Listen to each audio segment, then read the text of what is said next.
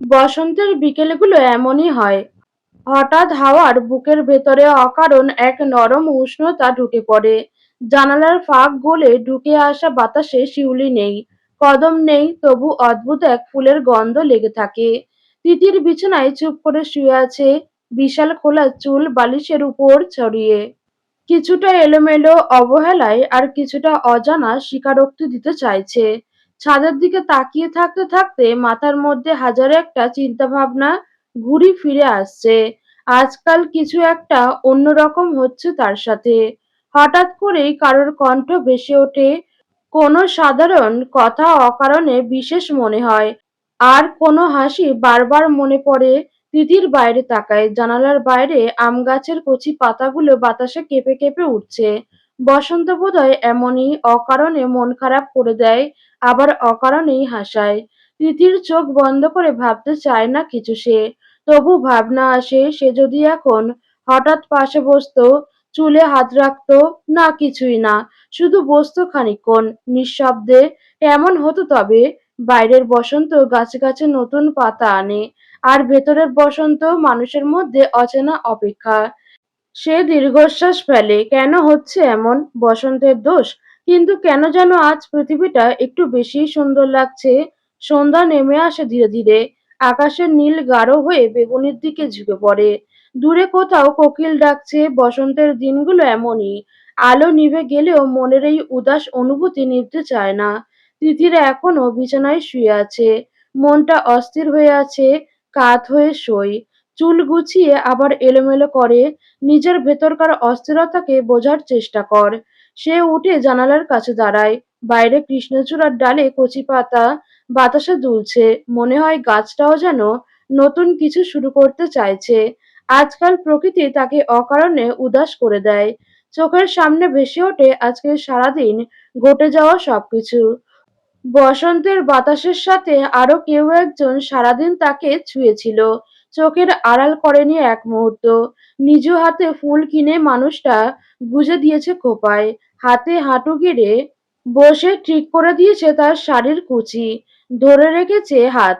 দীর্ঘশ্বাস ফেলে তিতির।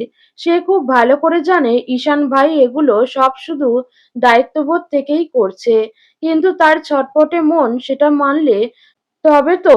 সে যে সকালের রিকশায় ঈশানের ছোঁয়া অনুভূত করে বুকের ভিতরে বাঁ পাশের অঙ্গটা বিদ্রোহ শুরু করেছিল, সেটা থামেনি, বরঞ্চ আজ সারাদিন এই ঈশানের যত্নে সেটা আরো ৩ গুণ বেড়েছে। শীতল বাতাসে শরীর শিউরে উঠল। জানালা বন্ধ করে আলতো হাতে চুলগুলো গুছিয়ে খোপা করে এসে বসলো বিছানায়। ফোন হাতে নিল। ২ দিন হলো রাহাত ভাইয়ের কোনো খবর নেই। অবাক হওয়ার বিষয়, তার থেকেও অবাক হওয়ার বিষয়, তার এ ২ দিনে রাহাতের কথা সত্যিই মনে পড়েনি। এখন রাহাত ভাইয়ের ফেসবুক আইডি সামনে না পড়লে বোধহয় এখনো মনে পড়তো না, অথচ উঠতে বসতে চোখের সামনে ওই বিটকেল লোকটার মুখ ভাসছে। আজ সারাদিন ও তো যত্নটা শুধু তিতিরের চোখে পড়ছে কেন? হাজার একটা বকা যে দিয়েছে, কয়েকবার যে ধাক্কা দিয়ে ফেলে দিতে চেয়েছে, মাঝ রাস্তায় রেখে চলে যাওয়ার জন্য পা বাড়িয়েছে, কই সেগুলো তার মনে পড়ছে না কেন? কি মুসিবতে পড়ল সে? দিনের আলো নিভে ধরণীর বুকে আঁধার নেমেছে। ঈশান বন্ধুদের সাথে স্থানীয় এক ক্যাফেতে বসে আছে।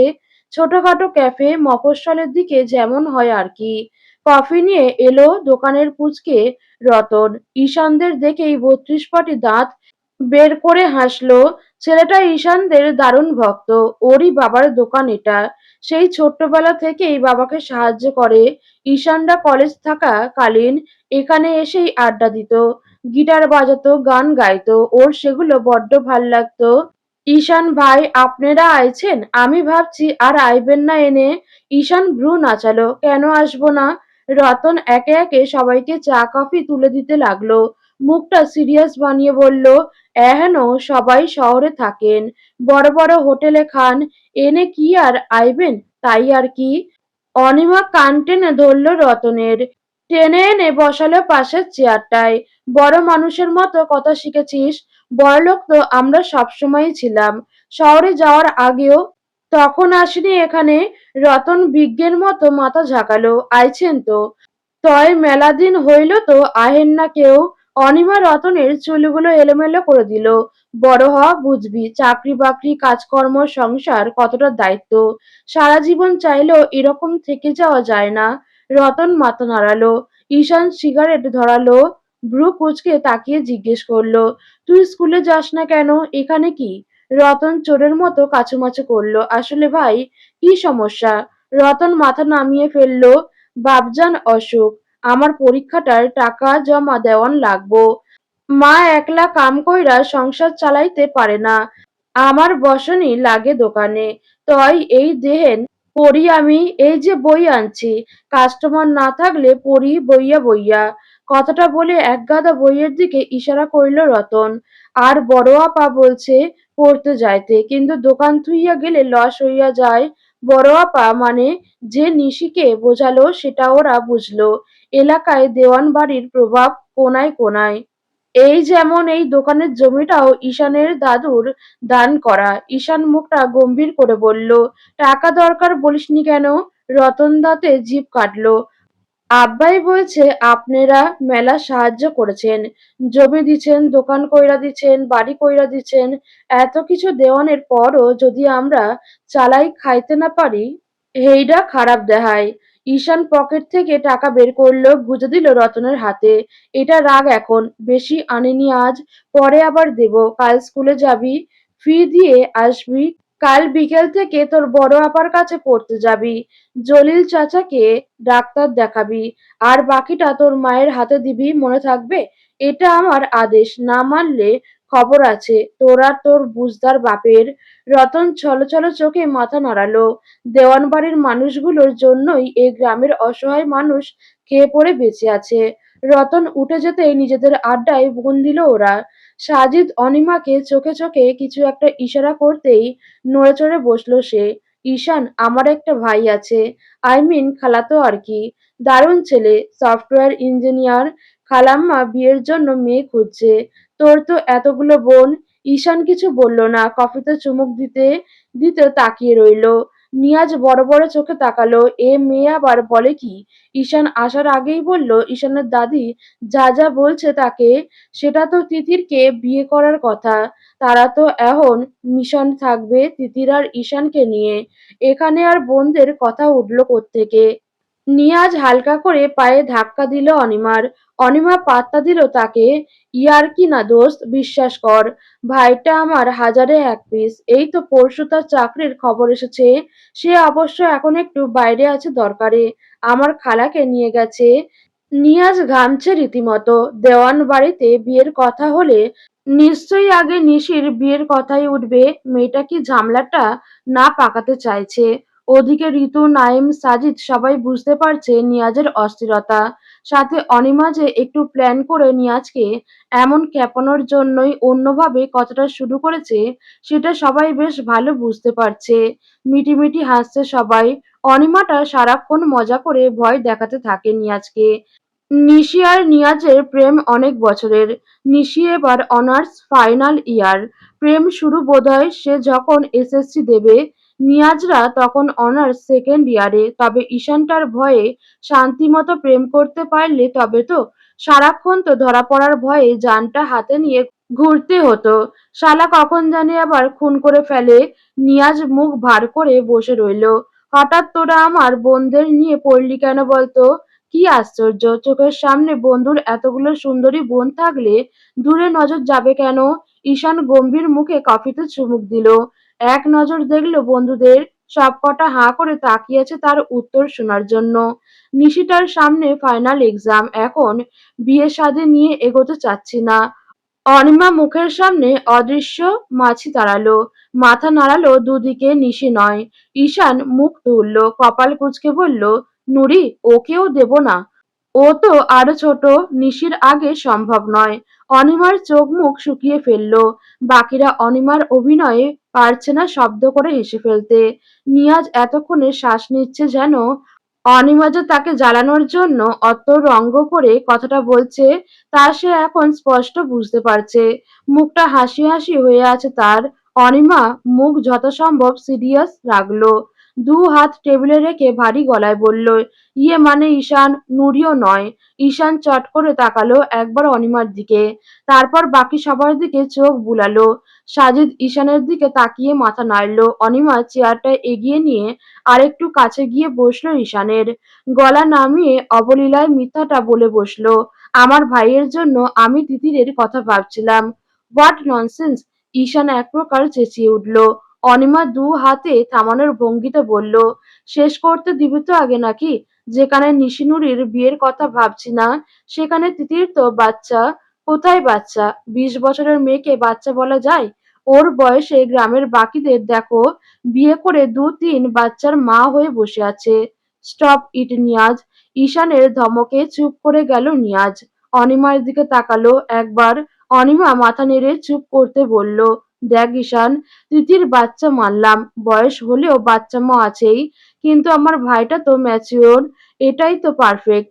আসলে আমার ফোনে ছবি দেখেছিল তো, ওর দারুণ পছন্দ হয়েছে তিতিরকে, জাস্ট পাগল করে ফেললো আমাকে। তো পাগল হতে বল তাকে। সম্ভব নয়। কেন সম্ভব নয়? শুধু বয়স নাকি অন্য কিছু? কি অন্য কিছু? বয়সী, ও ছোট এখনো। তাছাড়া ওর বড় বাড়ি তো কতজন রয়েছে দেখেছিস? তো আমি কখন বললাম যে ওকে এখনই বিয়ে করে নিয়ে যাবে? জাস্ট ঠিকঠাক, আই মিন এঙ্গেজমেন্ট করিয়ে। পসিবল না, নিষেধ করে দে। তোরাও এসব চিন্তা ভুলে যা। অনিমা বাঁকা হাসলো। বেশ, তুই যা বলার বল, আমি দিদার সাথে আর আঙ্কেলের সাথে কথা বলবো। আমার ভাই খুব সিরিয়াস আর একদম পারফেক্ট। তোদের ফ্যামিলির সাথেও তিতিরের সাথে তো অবশ্যই। আমার বিশ্বাস না করবে না তারা। ঈশান তপ্ত চোখে তাকালো অনিমার দিকে। বাকিরা ভয় পেল খানিকটা। অনিমার মধ্যে ভয়ের ছিটাফোঁটাটাও দেখা পাওয়া গেল না, যদিও সে আপন মনে কাটলেট চিবোতে লাগলো। দেখ অনি, না করলাম তো আমি নাকি? কি সমস্যা তোর ঈশান? বারবার তো বলছি তোদের এই সমস্যা হলে ওকে তুলে নিয়ে যেতে নিষেধ করব। জাস্ট কাবিনটা করিয়ে রাখবে। নিশি নুরির বিয়ের পর ওকে তুলে নেবে। সমস্যা তো দেখছি না। আমি দেখছি অনেক সমস্যা। এই বিয়ে-টিয়ে সম্ভব নয় এখন। ঈশান শব্দ করে চেয়ার ঠেলে উঠল। মুখটা কেমন লাল হয়ে আছে, রেগে গেছে বোঝা যাচ্ছে। অনিমা এটাই চাচ্ছিল। মনে মনে খুব হাসলো। ঈশান ঘুরে চলে যেতেই টেনে ধরল সবাই। রাগ করছিস কেন ভাই? আচ্ছা, যা বলবো না আর তোর বোনের বিয়ের কথা। আমার ভাইকে চুপচাপ অপেক্ষা করতে বলবো আরো 10 বছর, চলবে? ঈশান চোখ রাঙিয়ে তাকালো আবার অনিমার দিকে। তবে চলে গেল না? বসলো চেয়ারে। হাসি ঠাট্টার পাট চুকলো যখন নাইম ব্যস্ত ভঙ্গিতে চোখ মুখে অবিশ্বাসের একরাশ ছাপ নিয়ে কারোর কাঁধে হাত রাখলো। কি হয়েছে? কে কল করেছিল? তেমন কেউ না। হ্যাঁ রে রুষা, আর কল করেছিল তোকে? ঈশান দুদিকে মাথা নাড়ালো। তার মানে করেনি। নাইম চায়ে চুমুক দিল, উদাস গলায় বলল, তাহলে করবে হয়তো। সবাই মুখের দিকে তাকালো নাইমের। এটা কেন মনে হচ্ছে তোর? সাজিদের কথায় নির্বিকার চোখে তাকালো নাইম। জানি না, বাকিরা কিছু টের পেল হয়তো। কথা বাড়ালো না আর। তবে অনিমাই আবার কাঁধে হাত রাখলো ঈশানের। দেখ ঈশান, রুষার বিষয়টা কিন্তু পাস্ট। কিছু বিষয় আছে তুই হয়তো জানতে ইন্টারেস্ট নোস, তাই আমরাও জানাতে চাই না। ইভেন তুই জানতে চাইলেও বলবো দরকার নেই। কি বলতে চাচ্ছিস বুঝতে পারছি না, ক্লিয়ারলি বল। অনিমা কিয়ৎ পরিমাণ চুপ থাকলো। চোখ এদিক সেদিক সবার দিকে তাকালো। সবাই অনেকটা অসহায় মুখেই তাকিয়ে আছে ওদের দিকে। কিছু একটা আছে যেটা সবাই জানে। ঈশান জানেন শুধু। ঈশান সেটা খুব ভালো করে বুঝতে পারছে। তেমন কিছু নয়, শুধু বলবো সামনে যা হবে সেদিকেই থাকবি কেমন? পিছনে ফিরতে চাবি না কিন্তু। ঈশান হাসলো, আয়েশি ভঙ্গিতে হেলান দিল। ঈশান আরশাদ কখনো অতীত নিয়ে মাথা ঘামায় না। তার লাইফে এমন কোনো মিস্টেক নেই যার জন্য তার পিছনে হাঁটতে হবে। Don't worry. অনিমা মলিন হাসলো। মনের মধ্যে অন্য একটা কথাও ভেসে উঠছে। শুধু তার নয়, এখানে উপস্থিত সবারই। ঈশান বাদে। ঈশানটা বড্ড রাগী। সে জানতে পারলে কিভাবে রিয়্যাক্ট করে কে জানে। তাছাড়া কি দরকার খারাপ মানুষের করা খারাপ কাজের খারাপ স্মৃতি বয়ে বেড়ানো? রুষাকে ঈশানের কাছে ঘেঁষতে দেবে না, কিছুতেই না। অনিমা দীর্ঘশ্বাস ফেলে তাকালো ঈশানের দিকে। সবার সাথে কি সুন্দর গল্প করছে ছেলেটা। বড্ড মায়া হলো তার। ঈশানটার জন্য সে আর সাজিদ আজ একসাথে। না হলে এ জীবনে ভালোবাসার মানুষটাকে কাছে পাওয়ার, নিজের করে পাওয়ার ভাগ্য তার হতো না। ভাইয়ের দায়িত্ব পালন করে এসেছে আজীবন ঈশানটা। শুধু তার জন্য নয়, তাদের সবার জন্য। তিতিরটা লক্ষ্মী একটা মেয়ে। রুষার থেকে পিছু ছাড়াতে যদি তিতিরের সাথে জোর করে হলেও দিদা ঈশানের বিয়ে দেয়, সে কোনো ক্ষতিই দেখছে না। এবং কাজটা দ্রুত করে ফেলতে হবে, কারণ বিশ্বাসঘাতক মিথ্যাবাদীদের ছলনা ভয়ঙ্কর, খুব ভয়ঙ্কর। নয়ন ভাই, নয়ন গার্ডেনে বসে অফিসের কিছু ফাইলপত্র দেখছিল। সে আর ঈশান দুজনে ঠিক করেছে নিজেদের বিজনেসে জয়েন করবে। বাবা চাচাদের বয়স হয়েছে, তারা একা আর কতদিন সামলাবে সব। মাস্টার্সের রেজাল্ট বেরিয়ে গেছে, আর যেহেতু ঈশান নিজেই চাইছে জয়েন করতে, তার আর একা একা প্রেশার লাগবে না। দু ভাই মিলে ঠিক সামলে নেবে। মেয়েলি গলার আওয়াজে পিছনে ফিরে তাকালো নয়ন। তমা দাঁড়িয়ে আছে, হাতে টিফিন বক্স। নয়ন সহাস্যে ডাকলো তাকে। কিরে টমটম, এদিকে আয়। তমা গাল ফুলালো। কত সুন্দর তার নামটা, তাছাড়া আরো কত নামেই তো ডাকা যায়। জান, আত্মা, কলিজা। তা নয় টমটম, এটা কেমন কথা? আমার একটা সুন্দর নাম আছে নয়ন ভাই। নাম ধরে ডাকবেন, উল্টোপাল্টা নামে ডাকবেন না প্লিজ। নয়ন হাসলো। কি জানি নাম তোর? নুসাইবা তমা। ইস, এটা কোনো নাম? এর থেকে টমাটম। দেখ কি সুন্দর নাম। তমার মুখটা পানসে করে রইল। গটগট করে এসে বক্সটা বাড়িয়ে ধরল নয়নের দিকে। নয়ন মাথা তুলে তাকালো, বাড়ানো বাটিটা হাতে নিল। কি এটাই? খুলে দেখুন। বোমটোম নেই তো? এখনই পালাবি না তো আবার? থাকলেও পালাতাম না। মরার শখ বুঝি? আপনার সাথে মানে? তমা এবার মুখটা কাচুমাচু করে ফেলল। মুখ ফসকে কি সব বলে ফেলেছিল না? ব্যস্ত ভঙ্গিতে বলল, কিছু না, মজা করলাম। খুলুন না বাটিটা। মা গাজরের হালুয়া বানিয়েছে, আপনার পছন্দ, তাই পাঠিয়ে দিলেন। নয়নের চোখ চকচক করে উঠল। গাজরের হালুয়া এ বাড়িতে একমাত্র তারই পছন্দ। আর তোমার মায়ের হাতের হালুয়া জাস্ট অমৃত। সেই ছোট্টবেলা থেকে নয়নের পছন্দ, আজ অবধি যতবার সেটা বানায় তার জন্য নিয়ম মতো পাঠিয়ে দেয়।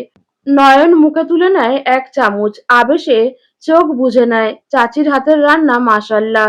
তমা মুগ্ধ হয়ে দেখে মানুষটার খাওয়া। বসে বেতের চেয়ারটায় নয়ন একমনে খেয়েই যাচ্ছে। তমা মাথায় হাত রেখে ঘোর লাগা চোখে দেখে যাচ্ছে। ঈশান মানুষটা কবে বুঝবে তার মনের কথা? সেই পুচকে কাল থেকে ঘুরঘুর করে পিছন পিছন, একটুও কি টের পায় না? লোকটা মহা বোকা।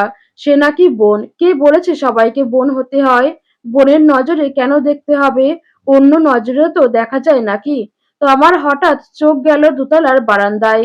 রেলিংয়ে দু হাত ভর দিয়ে বাঁকা হেসে কুটি কুটি হচ্ছে তিতির।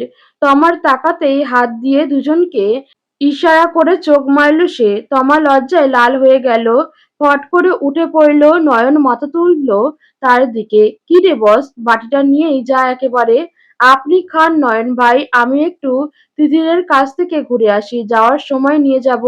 বলেই তমা আর দেরি করে না, বাড়ির ভিতরে চলে আসে। তিতিরের রুম আসতেই তিতির তাকে দেখে খিলখিল করে হেসে ফেলে। তা ভাবি, ননদের কথা ভুলে গেলে চলবে? তমা ছুটে এসে মুখ চেপে ধরল তিতিরের। হায় খোদা, মেয়েটা বলে কি? বাড়ি ভর্তি মানুষ গিজগিজ করে সারাক্ষণ, কখন কার কানে চলে যায় আল্লাহ মালুম। সর্বনাশ হয়ে যাবে তখন। চুপ কর বোন, কেউ শুনলে কেলেঙ্কারি। তিতির হাত ছাড়িয়ে নিয়ে লাফিয়ে উঠল বিছানায়। হাতের সাহায্য মাইক বানানোর ভঙ্গি করে ধরল মুখের সামনে। শোনো শোনো শোনো, এ বাড়ির ছোট্ট বউ এই মুহূর্তে। কথাটা শেষ হতে দিল না তমা। আবার গিয়ে টেনে ধরল তিতিরকে। বিছানায় এক প্রকার মারামারি লেগে গেল। দুজনের হাসতে হাসতে পেটে খিল ধরে গেছে দুজনের। হাত পা ছাড়িয়ে বিছানায় শুলো দুজন। আমার ভাইটাকে বলে দিবি কবে? কতদিন আর লুকিয়ে লুকিয়ে চাচির কথা বলে নিজে রেঁধে খাওয়াবি? তোর ভাইটা একটা হাঁদারাম, কিচ্ছু বোঝে না। খবরদার আমার ভাইকে নিয়ে উল্টোপাল্টা বকবি না। বউ হতে চাও, আমার বিয়ের আগেই ননদের কাছে বরের নিন্দা করো, এটা তো ঠিক নয়। তিতিরের কপট হুমকিতে তমাও হেসে ফেলল। আর কতদিন এমন করে থাকবো বলতো ননদিনী?